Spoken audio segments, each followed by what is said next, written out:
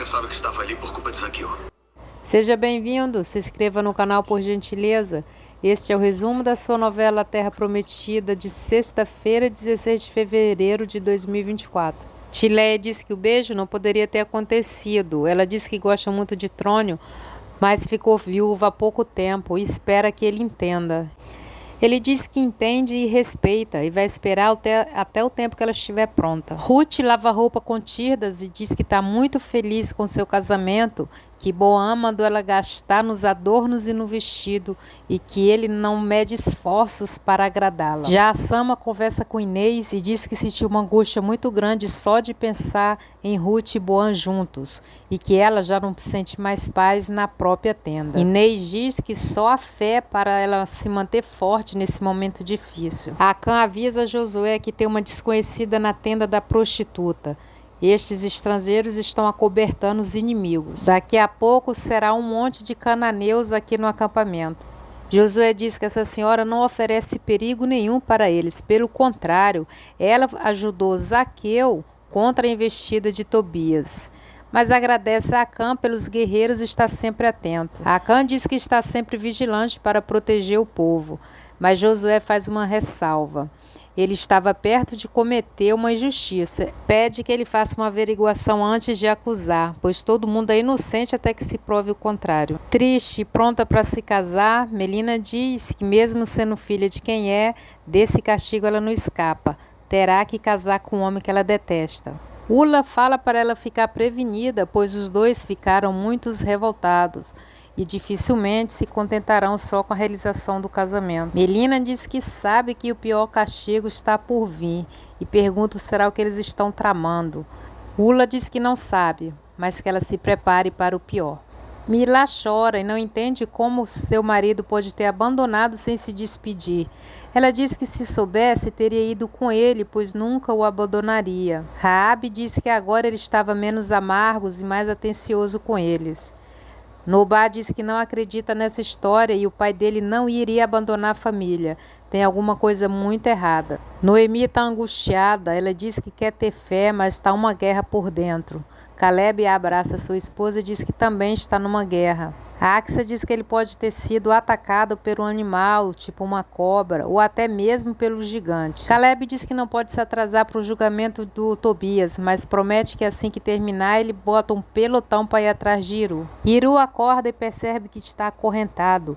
Ele grita e pergunta onde está. O carcereiro ri e diz que ele está no seu pior pesadelo e nem tente acordar, pois não consegue escapar das masmorras de Ai. Laila fala que está com os nervos na flor da pele por causa de Rune.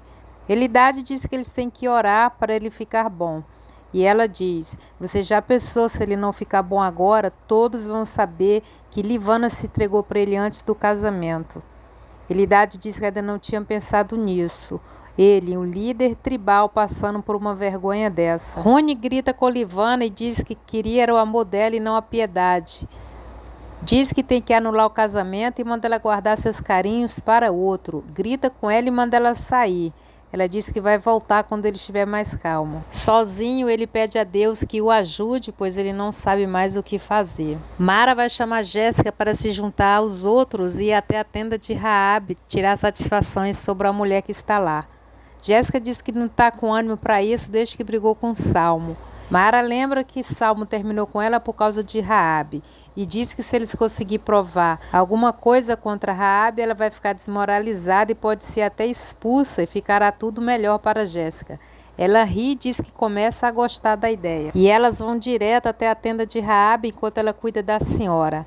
Raabe diz que elas não podem entrar desse jeito, pois é a tenda delas. E Jéssica diz que elas entram como quiser, pois ali não é lugar delas. Raabe tenta explicar que achou essa mulher desacordada, que não sabe nada dela, mas elas dizem que é mentira, é mais uma cananeia que ela está acobertando. Ela tenta se explicar, mas as duas não aceitam, até que entra Gessana e Eloi e diz que é ela mesma. Mara pergunta se é uma nova inimiga e eles dizem pelo contrário, é uma heroína que ajudou Zaqueu e que ela vai ser levada de volta para a tenda para ser cuidada com ordens de Josué. Eloi agradece Raabe em nome de Josué e diz que ainda bem que em Gilgal tem gente como ela. As duas víboras se olham. Zuma pede que Tobias levante a cabeça e diz que ele fez a coisa certa. Leia pede que Zuma o deixe em paz e diz que ele está nervoso. Samara diz que ele já tem a própria família. Tobias agradece a Zuma e ele se retira. E Leia diz que esse estrangeiro é mesmo abusado. Josué começa o julgamento dizendo que Tobias é acusado de sequestrar Zaqueu e de provocar um acidente a uma senhora. Acã diz que Tobias deve ser apedrejado, pois crimes assim têm que ser punidos com muito rigor.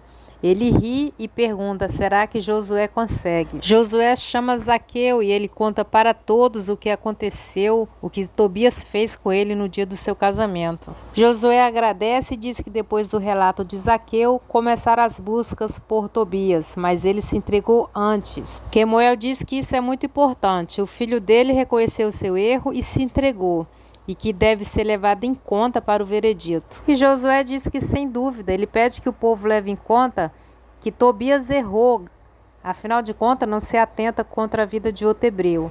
Mas ele reconheceu o seu erro e se entregou. Acã fala que ele já começou a passar a mão na cabeça de Tobias e duvida que ele seja punido como merece.